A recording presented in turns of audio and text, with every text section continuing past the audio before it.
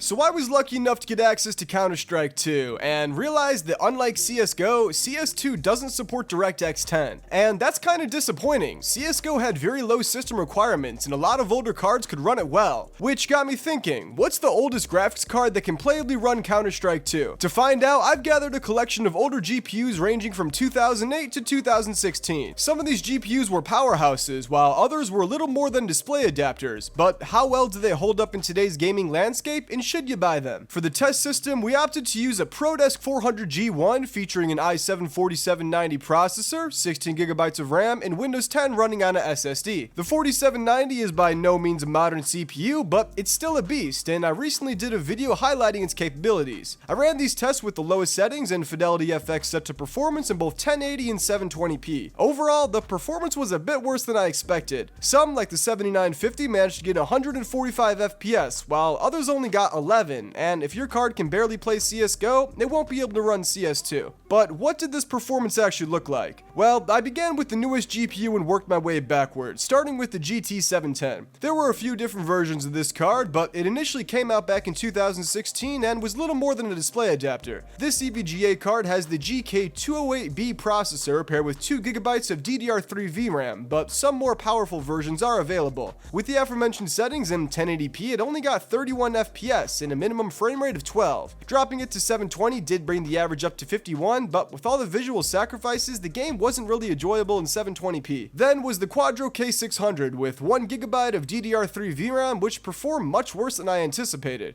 It's a pretty decent budget card and was able to get about 40 FPS in GTA 5, but in CS2 it only got 31 in 1080p and 48 in 720p. Given that it is a workstation card, there might be some sort of driver issue given that the game isn't fully released yet, but in its current state, it can't run the game well. But it can run Windows 10, and if you're looking for cheap software keys, Keysfan has just the thing for you. Now, January 31st was the last day the Windows 10 Pro and Home download were offered for sale by Microsoft, but for those who don't want to use Windows 11, Windows 10 license keys are still available from third parties before the operating system is no longer supported. Luckily, Keysfan, the sponsor of this video, is running a site-wide sale, and using promo code GT50 in your cart saves you 50% off of Windows 10 or Windows 11 activation keys. They also have a sale on Microsoft Office keys, and using code GT62 will save you 62%. The license you buy is also for a lifetime activation, and the key remains valid if the memory or hard drive is formatted or replaced, and is only invalid if the motherboard is changed. So check it out, you're bound to find something you'll like. I provided links in the description that'll take you directly to their website, and once again, I'd like to thank Keysfan for sponsoring this video. However, the 2014 release of the GT730 was able to pull off running CS2. This is somehow still a very popular card on Amazon, and this version has 2GB of DDR3 and the GK208 processor. It didn't quite hit the 60 FPS mark in 1080p, averaging only 49, but it did manage to hit 69 in 720p.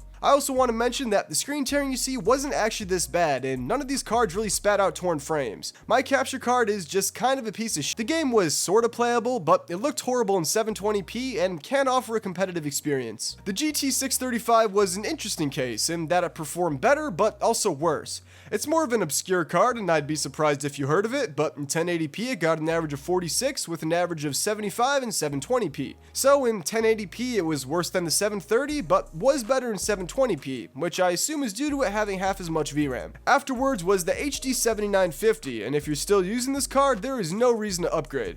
It ran flawlessly, and in 1080p achieved an average frame rate of 145 FPS. This card also has 3GB of GDDR5 memory, but you can see in the top left overlay it was only using 2.1, and the GPU wasn't always pinned at 100% utilization, unlike most other cards I tested. Now, Valve hasn't officially released the minimum system requirements for this game, but I think this would be a good fit. Plus, its roughly $40 cost on eBay makes it one of the best cards you can buy in the price range. Next was the GT620. I tested this one a while back in CSGO, and it got about 35 to 40 FPS. However, in Counter-Strike 2, with the lowest settings and everything set to performance, it only got 21 in 1080p and 31 in 720. I doubt many people are still using this card, but it's definitely not powerful enough for this game. The 12-year-old GT520 was next, and was a similar story where in 1080p it got 19 FPS and in 720 it got 26. It only has a single gig of VRAM, and considering the GPU only has 48 shading units, this lack of performance wasn't surprising. And apologies for the horrible gameplay. The game's running like shit,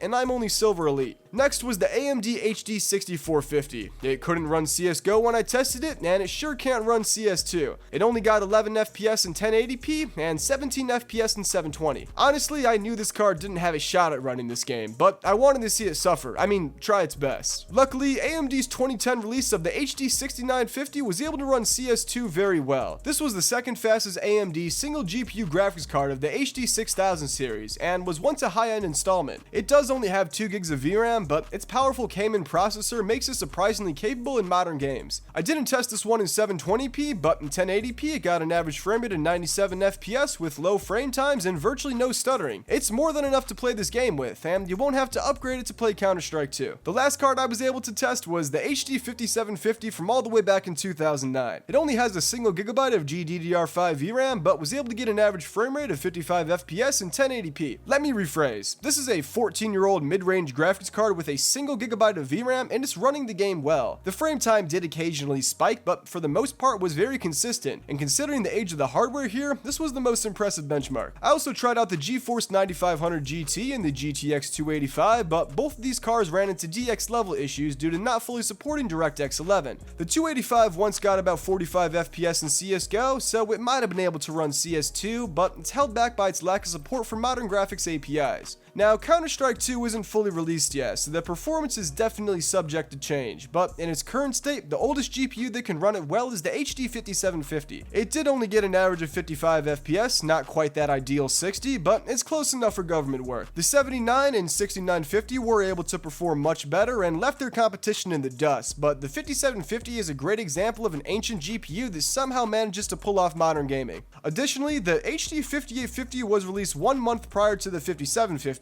Both cards provide the same level of API support, but considering the 5850's superior performance, it can be considered the earliest graphics card capable of running Counter-Strike 2. In comparison, Nvidia's earliest offerings with comparable DirectX support are the GTX 470 and 480, launched in 2010. But don't necessarily take these benchmarks as a recommendation to buy some of these cards. They're all very old, and the purpose of this was to see how they hold up years later in the newest release of one of the most popular games on the planet. But if I was to recommend one, it'd be the 7950. It's very cheap, has 3 gigs of VRAM, supports DirectX 12, and overclocks pretty well. Just try to find one in a decent condition. Anyways, I hope you enjoyed the video. Consider leaving a like or subscribing because it genuinely helps me out. If you want to join the community, there's a link to the official Jane Dyke Discord server in the description alongside a few donation methods that directly support the channel. If you have any questions or related comments, then leave them below and I'll be sure to respond to it. That's about it. Have a great day.